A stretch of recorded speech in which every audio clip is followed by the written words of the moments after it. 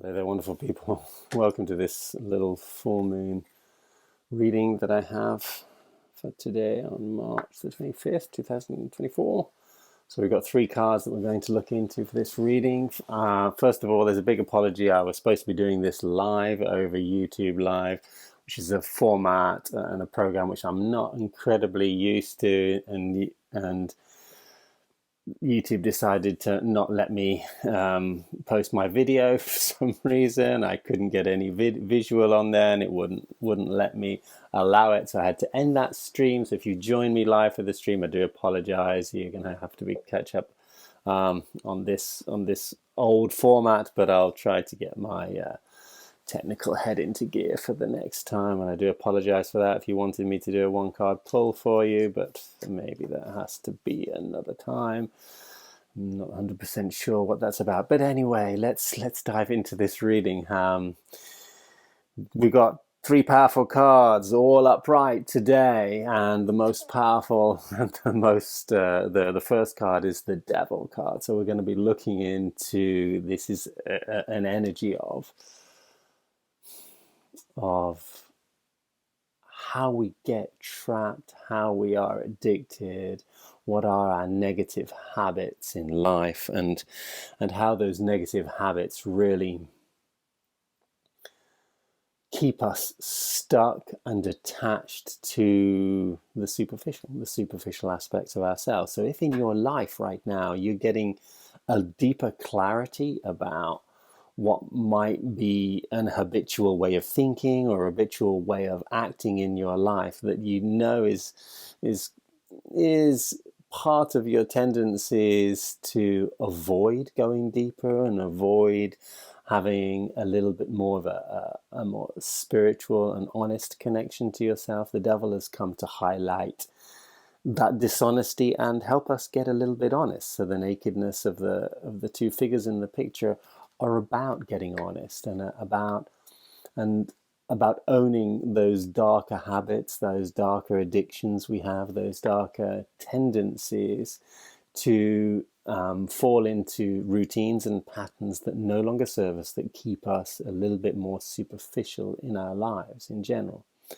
And when I talk about superficiality, there's a need to react with the mundane. There's a need to be materially and very physically present with the world around us and have superficial interactions. But when I'm referring to a superficiality that the devil's mundane attachments are talking about, these are the attachments that we have that stop us being more real with ourselves, that stop us being honest with ourselves. So we'll hide in superficial ways. So we'll do something that might seem superficially easy for us because we don't really want to own up to having to do the work. And this might come across in our own self-judgment as us being lazy, for example, and us like not wanting to make that little bit of extra effort sometimes that we have to make in order to break a pattern or break a routine or break a habit, especially if those habits aren't really serving us properly. And we know it, right? But the fact that we know it and we still continue those habits, that's what the devil has come to show us about. So if you are becoming more aware in your lives of late of certain habits, certain patterns and programs, and certain stuff that you do in life, thank the devil for this story, because he's come to highlight that which keeps us a little bit stuck and a little bit rigid and a little bit attached to a version of ourselves which is very limited and holding us back as far as our potential is concerned, and not allowing us to experience a greater amount of joy, a greater amount of self-love, and a greater amount of excitement. Now, the next two cards that came up in this reading today, in this three-card reading, were these two, which are pretty powerful and beautiful and wonderful cards as well as the devil is. And let's look at the Empress. So the Empress is coming along to speak about, our connection to the divine and this celestial grounding we have on our head, and our connection to that guidance, that the guidance from outside, the guidance from inside, and our ability to ground that in the earth. She's very earthy.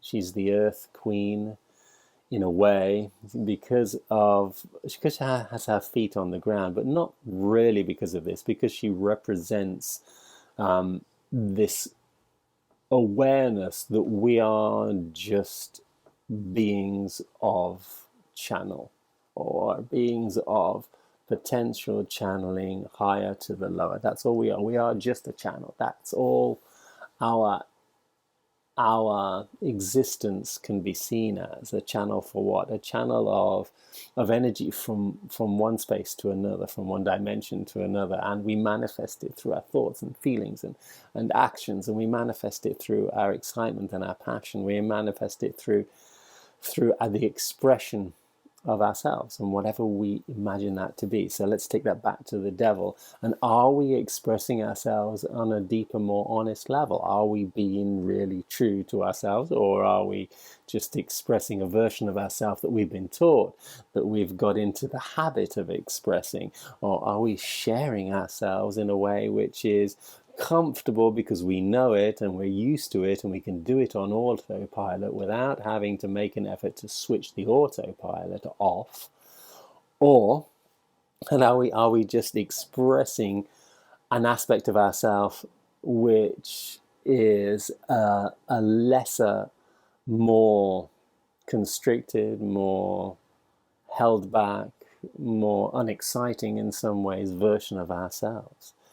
Because the Empress comes with this consciousness of being a channel, this consciousness of being able to channel the divine down to earth, this effortlessness which, when we know we are a channel, means that we can embody things, create things, make things happen, attract all the abundance that she represents in a very simple and effortless way. Are we experiencing that in our lives? Do we have to go out and fight for everything? Or are we managing to be a loving channel for ourselves and for those people around us in our lives? Are we that loving channel? Because she's got that lovely little heart here with the Venus symbol there. Are we putting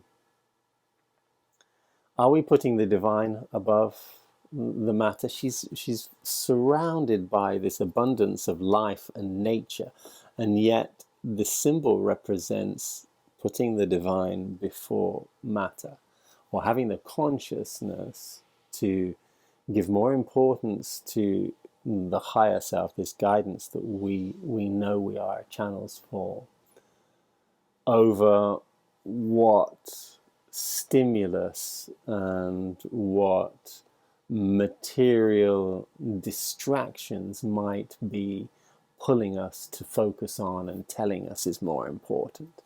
So she brings up this question too, that are our habits holding back our ability to manifest and to create in this world what we want to create? They pretty much always are, right? So what are they? Yeah, it's only going to be us. We're always going to be our worst enemy as far as our own manifestation and creation journey, and what we want to create in this world. And the devil's come to say, hey, do you want to be, are you ready? You probably are when the devil comes along. Are we ready to be a little bit more honest with ourselves, to be a little bit more naked, to see those darker habits, to own those darker habits, and be willing to make a little bit of effort in order to put the divine inside of us first, put the higher version of ourselves, the heart-connected part of ourselves, the love-centered energy that we all know inside of ourselves? Are we ready to put that first? Are we ready to choose that? Are we ready to make that our new habit? Are we ready to become addicted to being that effortless channel of the divine and into creation? Because that's a little bit what these two cards together are speaking about. And then the ace comes in at the end of this reading, if there was an order really, to say, hey, this ace is the ace of fire, and aces always represent a certain amount of opportunity and a certain amount of, in a way, something is being offered. Are we able to see it? Are we able to embrace it? Are we able to take it? And what's being offered here is an opportunity to be a little bit more enthusiastic, a little bit more passionate about life, to be able to channel our fire more, to find a little bit more of our heart-centered focus. So this ace can come up many times in our life. It doesn't just refer to one experience. It's going to always refer to a kind of an up-leveling on as far as the element is concerned. So what does an up-leveling of the element fire mean for us? What does it mean to grab that wand again? Because we've grabbed it once before, but what does it mean to grab it again this time, ready to embrace something on the next level? What does that mean to us? What does it mean to get and to find a connection to what we are passionate about, and feel and allow ourselves to feel and embody that passion more greatly, more honestly? What does it mean to choose to get excited about change, about transformation, about growth? Because that's what this wand represents. What does it mean to get more sexy with our own lives? Because that's what this wand is speaking about. What does it mean to us about really feeling excited, enthusiastic, uplifted in our own day-to-day living? And are the habits that the devil is speaking about, are those routines and those habits maybe mental in nature, and often resulting in some sort of physical repetition? Are they really helping us get and manifest a more excited version of ourselves? Can we get it? Can we find that excitement? Can we find that level of ourselves that we really want to, the part of ourselves that just can't wait to start the day? Is that how we feel?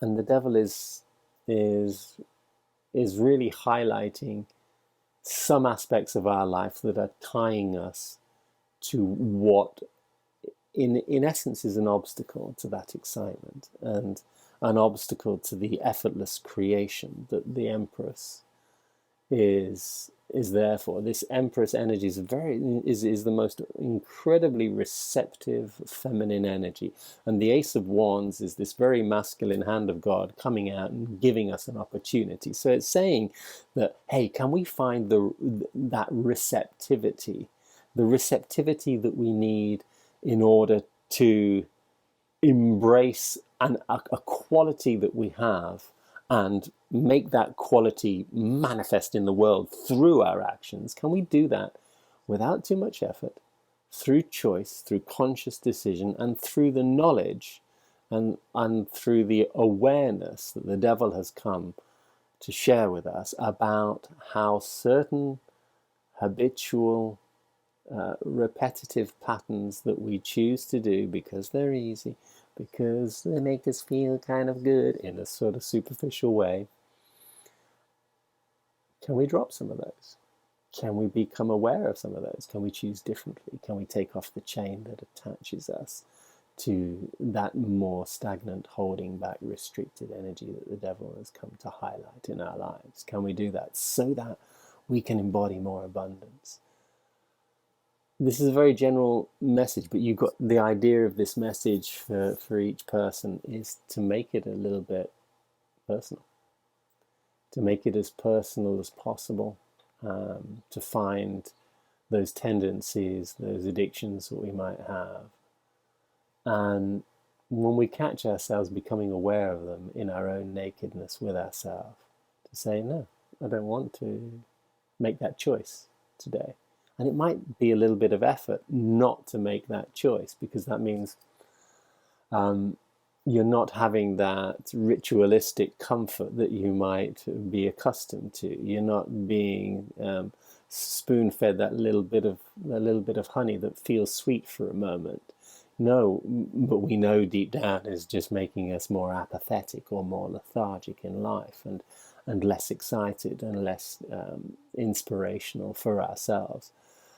And choosing, okay, yeah, I'm going to keep those positive habits and I'm going to drop those negative ones. And I'm going to make that as a choice. And you'll find that the choice is the hardest thing.